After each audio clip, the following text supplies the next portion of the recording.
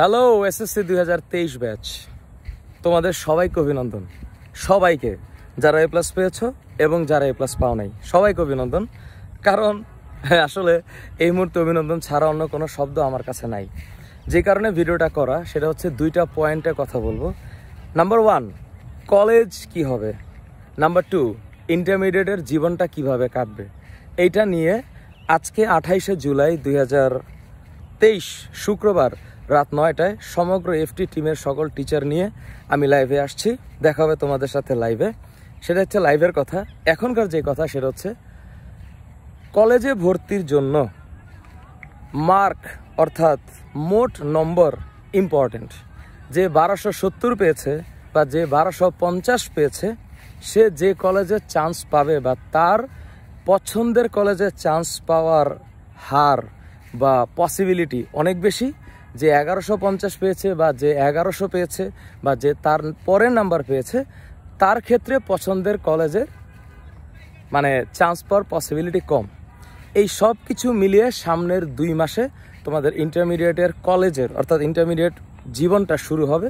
তোমরা ইতোমধ্যেই হয়তো জেনেছো বা ফেসবুকের কল্যাণে হোক বা কমিউনিকেশনের কারণে হোক জেনেছো যে কোন কলেজ কেমন, তোমার বাসা থেকে কোন কলেজের দূরত্ব কেমন, কোন কলেজের খরচ কেমন, সরকারি কলেজ না বেসরকারি কলেজ, খরচের পরিমাণটা কেমন, তোমার এসএসসি লেভেলে যে পরিমাণ খরচ তুমি করেছো বা লেখাপড়ার যে খরচটা বা যে টিউশন ফিটা আছে, তার তুলনায় ইন্টারমিডিয়েটের টিউশন ফি অবশ্যই বেশি।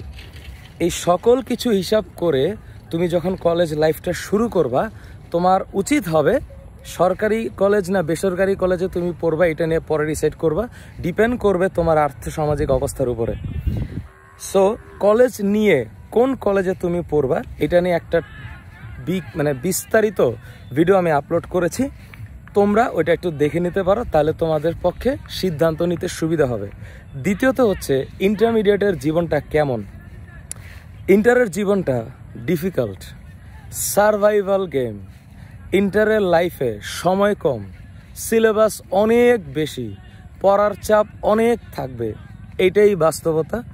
এই বাস্তবতাটাকে মাথায় রেখে তোমরা যারা আগে ভাগে লেখাপড়া শুরু করেছো, তাদের জন্য শুভকামনা।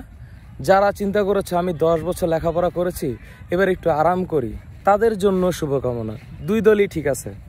তোমরা যারা এতদিন আনন্দ করেছো, এখন লেখাপড়াটাকে শুরু করতে হবে। ইন্টারে কোন বই কিনবে, কোন লেখকের বই কিনবে, এই ব্যাপারে বিস্তারিত ভিডিও দিয়েছি।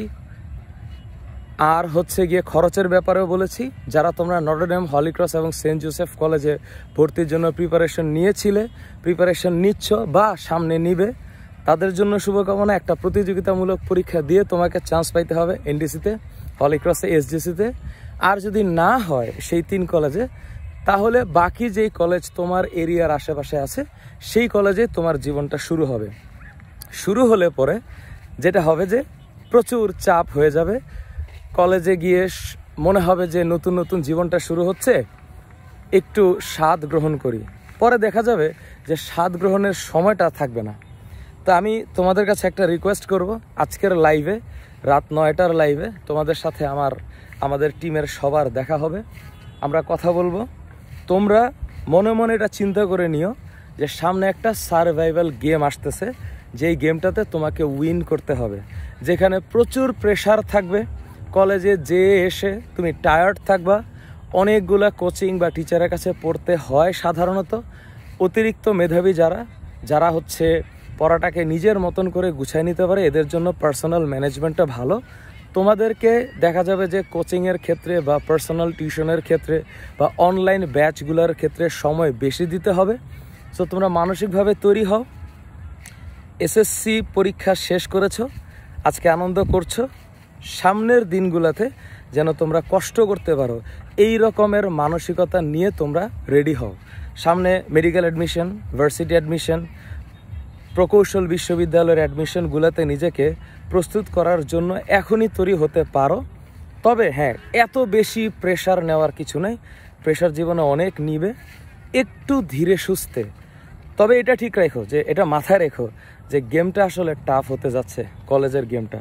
সো আজকের রাতের লাইভে তোমাদের সবাইকে নিয়ে এগুলো নিয়ে কথা বলবো, তোমাদের মনের চিন্তা ভাবনাটা আমাদেরকে জানাবা।